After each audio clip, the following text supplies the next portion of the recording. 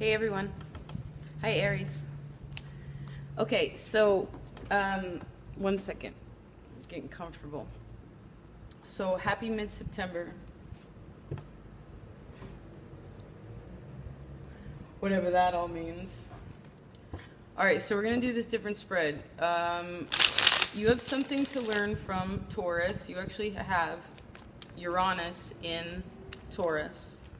Okay? Which is good. It's real good. Let's see. Aries for September. Take a big breath while I'm shuffling.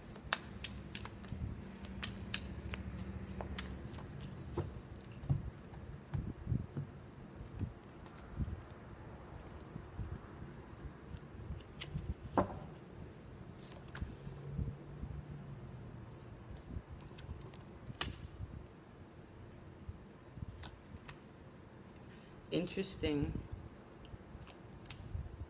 Okay.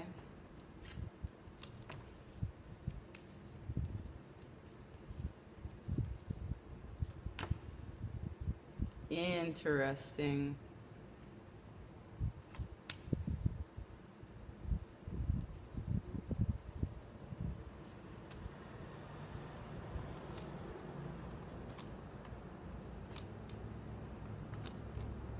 Okay. You're on the bottom, Emperor. So, let me see here. I did this different. I'm not really a law of attraction person, but I do understand energy. Not to sound hypocritical by any means, just there's something about it, little parts that I don't dig. But anyway, let's see.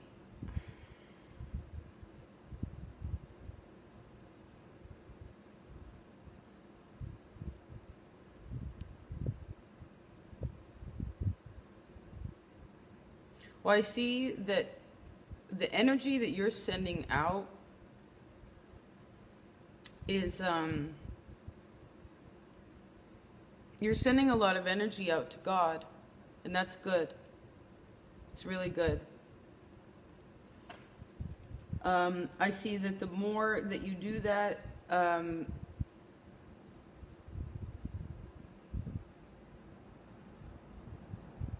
there's something about Sagittarius that has to do with this. You actually always have, not always, but a lot of times you're in their reading, or you're more in their reading than you are in theirs. But there's something about that. I think there could be like, although you're a very open, brave sign, I sense that sometimes, well, we all question ourselves at times, right? Like what we're actually able to achieve as we're going along, right? Especially when we're talking about like what would be seen possibly as like a miraculous a miraculous situation, right? Like if say you wanted to achieve a really big goal, right?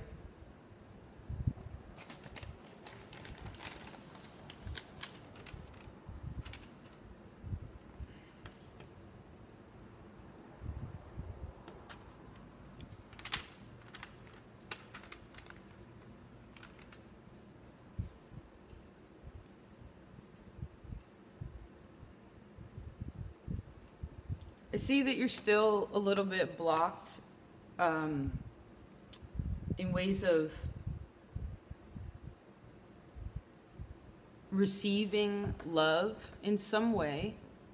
Not that you don't think that you deserve it. And not that you don't love yourself sometimes, right? Or most of the time even. But there's still something about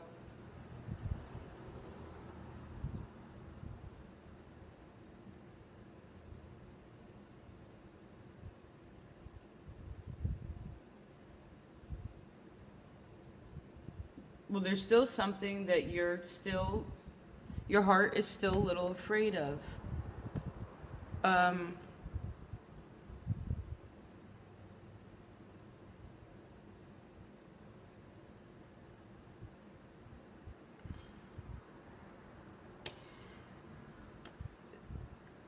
And I think a way to resolve that is to be a little bit more open to the help that is, if someone's in your life and they're helping you, whether you received a new friend or you got a new job, or that person when you're walking with your groceries and they ask you if you need help, or hold the door open for you, or your mate, or whatever. It's there. God's like, here's some help. You know?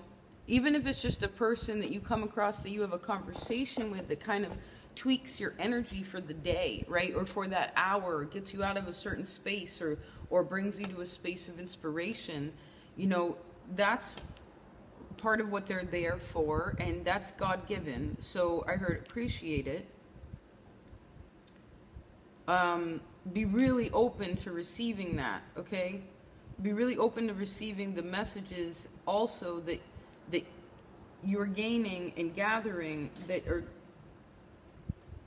helping you to get to this place. It's like God's really strong in this. It's like God is basically, I'm seeing here that there's a message of like, hey, hey Aries, you can do anything you want to do. Ooh, sorry, Jimmy. You can do anything. It's okay, baby. Don't worry. That's just desert sage. Yep.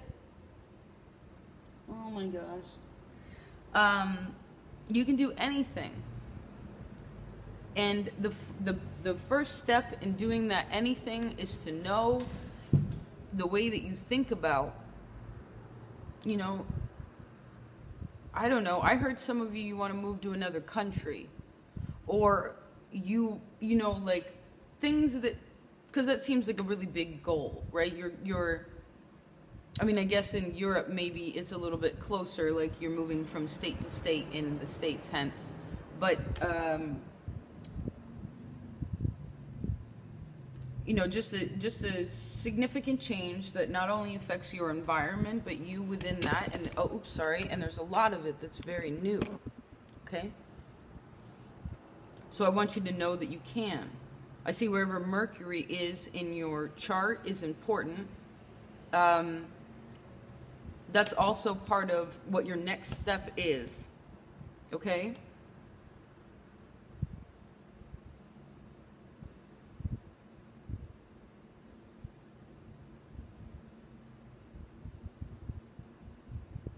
Because I think in a way what it is you have to face, during this time anyway, there's a lot of facing of your own blockages. Very clearly, actually. Like in a very mature, emotional stance. You're like, all right, I'm willing to look at this. I heard I'm not willing to give up. I want to sort this out. It also has, for a lot of you, Pisces has something to do with this also.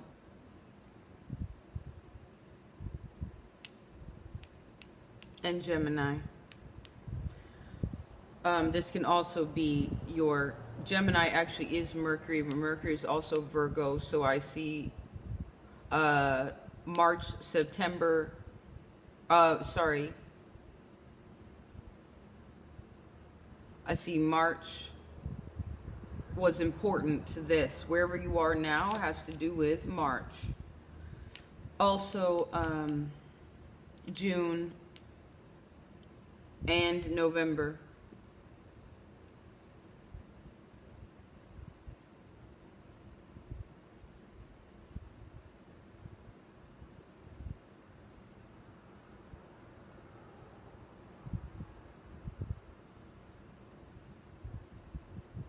I think with your sign to Mars, your planet being in retrograde, it was probably kind of emotionally draining. Not that you didn't get things done, because I'm sure that you did, but it's energetically, I said emotionally, but it's energetic,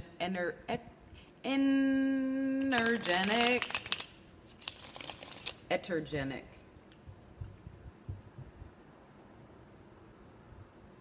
Draining a little. okay. I also see that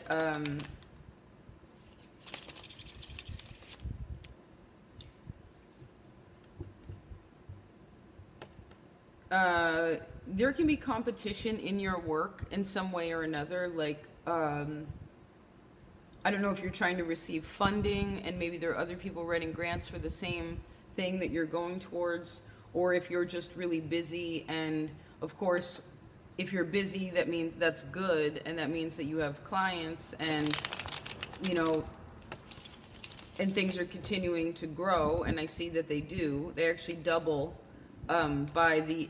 something doubles by the end of the month. That's also a message from your higher self that's letting you know not to give up or worry about money. Don't worry about it. If there's any kind of little frictional conflict, it's just there so that you can figure out like I heard what your deal with money is anyway.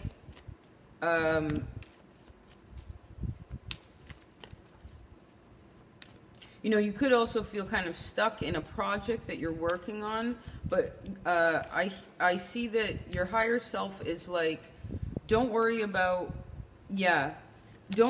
having to wait at all. This is waiting, this is waiting, this is positivity and growth no matter what. So the waiting is important. Okay, I heard there's no need to rush it.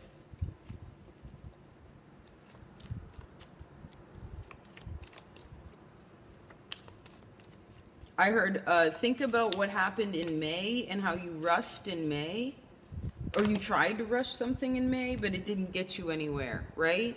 It didn't get you anywhere. So there's a need to just kind of chill and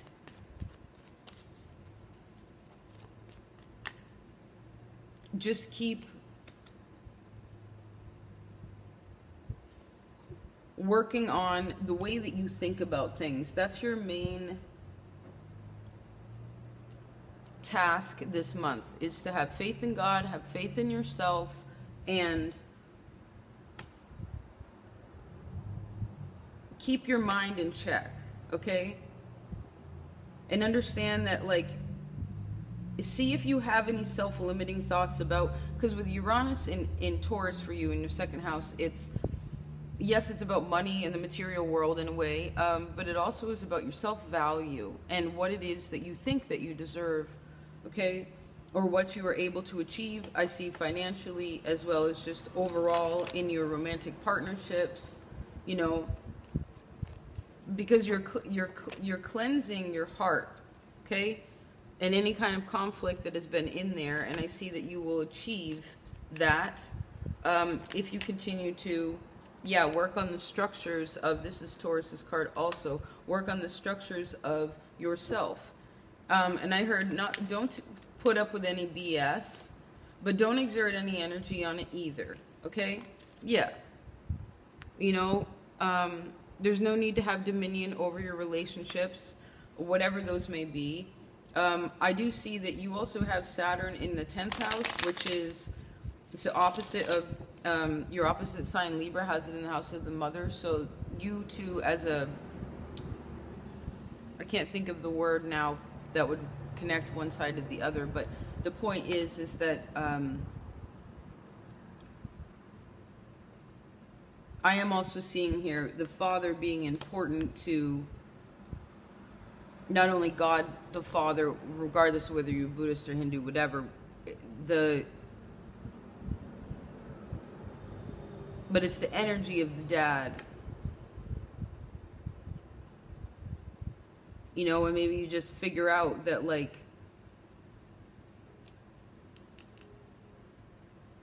I heard, how are you like your dad? And what do you want to change about that? Good.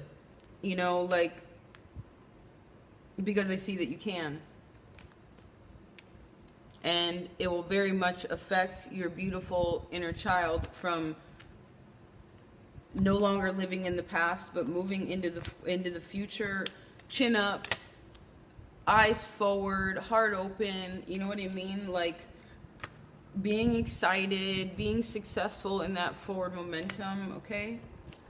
Yes, good, Aries. Look at that. Star just floated out like a butterfly. Then we have the King of Wands and the family card. So this does, you have two kings, the Emperor and the Hierophant. These are all father archetypes, okay? All masculine archetypes.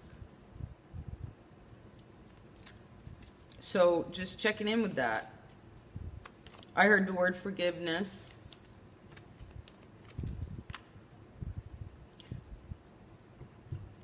Forgiveness is what helps things grow. Okay?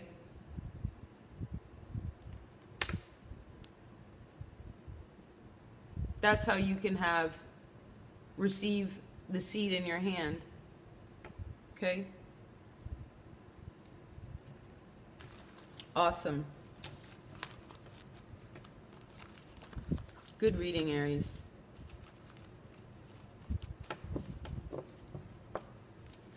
I always like talking to you.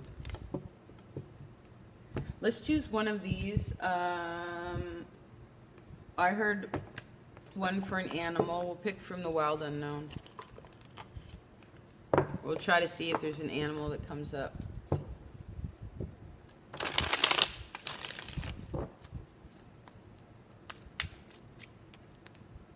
There's two. There's the Ten of Cups again, and the daughter. So the deer is your animal. It's actually a fawn. That's why it has those little spots, so that when the mama leaves it in the shade to go do what she needs to do in the bush, in the brushes, the sunlight that comes through the trees makes it blend in. So it shows me that you're learning things, and you're learning them about your independence and about, I heard the separation from your mother, right? And with deer too, the father leaves when the child is young too, okay? But I see that you're also, instead of having the family be something that's so complicated, you're actually learning how to organize it a bit better, okay? And you see that this little fawn isn't laying down and it's not hidden by anything, it's standing up, right? It's aware, it's looking forward.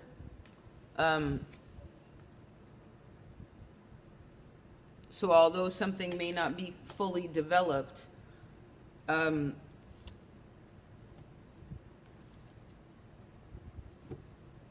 know that it is different than it was before. And how lucky we are to be alive, right? Have the friendships that we have the lovers that we have the jobs that we have the whatever, the trees that we have around us, all that, okay? It's okay, Sumi. The Magician came out again. That was what God was like, hey, you Aries, you hear me? You can do anything. You can do anything you want. You can have miraculous goals. It may not be here tomorrow, but you can have them. And the sooner you start asking for them, the sooner the ball will start rolling. Okay? And for those of you, of course, where the ball